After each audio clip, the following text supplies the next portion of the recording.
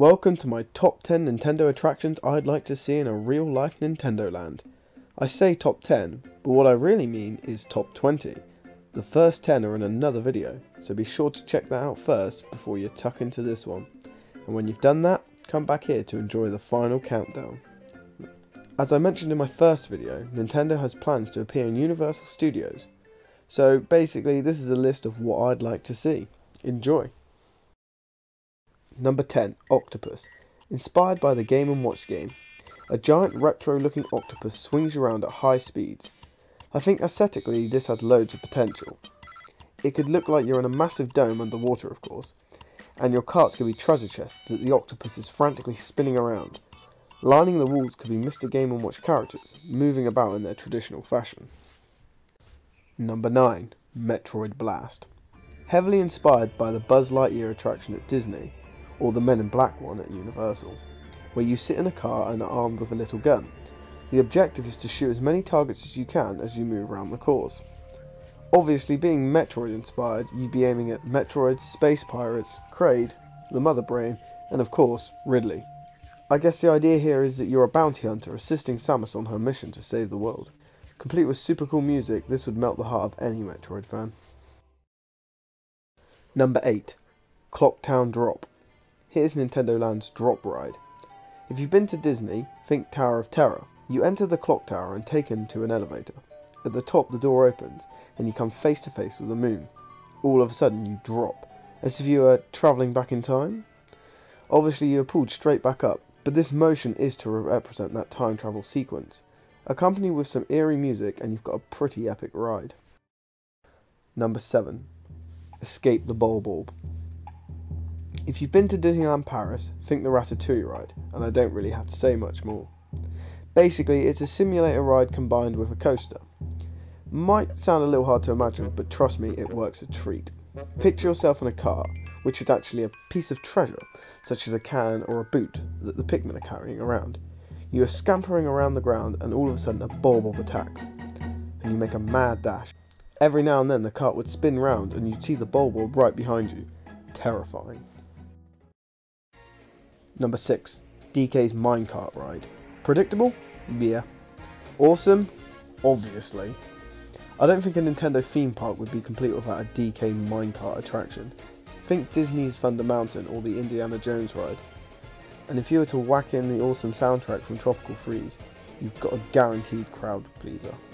The course could see you heading towards what seems like dead ends, and you suddenly plunge deeper into the ground. And finally, it could look as though you've been blasted through a giant DK barrel. Number 5. Luigi's Mansion. Well, obviously we need a haunted mansion, and Luigi's already got one of his own. The haunted mansion at Disney World is incredible. Give it a Super Mario lick of paint and it's even better. A real visual treat as you watch the ghost of Dark Moon get up to all sorts of mischief. Then the ride could swiftly slide into the depths of the mansion, where boss characters could jump out to you and such. I see the ride beginning quite light-hearted and funny, and then genuinely gets a little bit scary, before ending with you leaving the mansion and Luigi running out alongside you screaming. Priceless. Number 4. Star Fox Tours. Again, if you've been to Disneyland and on the Star Tours ride, I need not say any more. Basically, Star Tours is a simulator ride where you enter a room, or a spaceship if you will, and you take off on one of several outings. The room obviously tilts and moves to immerse you in the flight, and the 3D glasses make it all the more real. Being a Star Wars ride, you get loads of interaction from fellow fighters and enemies, which is perfect for Star Fox. Just imagine Peppy appearing over the comms and saying, "Fox, whatever you do, don't do a barrel roll." Guaranteed to get some laughs. And as a simulator ride, there are several different outings, so the possibilities here are pretty much endless. Number 3. Big Blue. The biggest, fastest, scariest roller coaster in the whole of the park. Loops, swoops, they're all here, accompanied by the iconic Big Blue soundtrack. But here's an interesting thought. Some of you may know that the Pirates of the Caribbean ride in Disney actually inspired the movie, not the other way around. What if the Big Blue ride could do the same for the F-Zero franchise? A bit of a dream, but it would be absolutely awesome to think that the ride could help reawaken the series. Anyway, I needn't say much more about this ride. Just try and imagine some crazy ass roller coaster and you're probably on the same page as me. Number 2. Galaxy Coaster. The big Mario attraction of Nintendo Land, aside from the obvious Peach's Castle replica, is a Mario Galaxy inspired roller coaster. Think Space Mountain for all those Disney goers.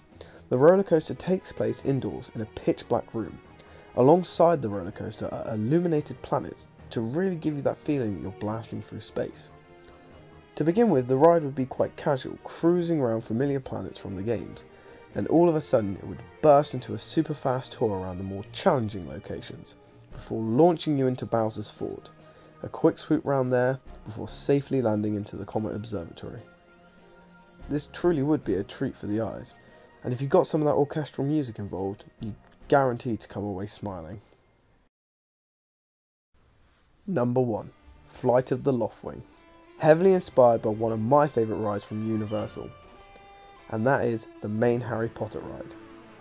A ride which sees a combination of high-speed roller coaster and simulator. Trust me, you have to go on it to really appreciate how incredible it is. Even if you're not a Harry Potter fan, I assure you will come away smiling. Anyway, back to my dream attraction. Flight of the Loftwing. Flight of the Loftwing is very similar to that said Harry Potter ride. You take to the air over Skyloft on a Loftwing and swoop past the various landmarks, but this next bit is where it blows your mind. You dash through the clouds and appear over Hyrule from Ocarina of Time, swoop round there, then move through the clouds towards the Great Sea. It's the ultimate tour of the Zelda universe. Imagine swooping past all your favourite overworlds while some seriously badass music plays in the background. I can't even get my passion and enthusiasm for this idea across. I'll have to trust that all you theme park and Zelda fans out there are going to understand where I'm coming from. Well, that's it folks, and it's fair to say it's been a wild ride. I'm absolutely buzzing for Nintendo themed attractions at Universal, and if any of these ideas come to light, it would be absolutely amazing. So what do you think folks? Did you enjoy this quick fire list? And do you have any ideas of your own? Be sure to like, share and give me your feedback. And thanks for watching Keen TV. Catch you all later.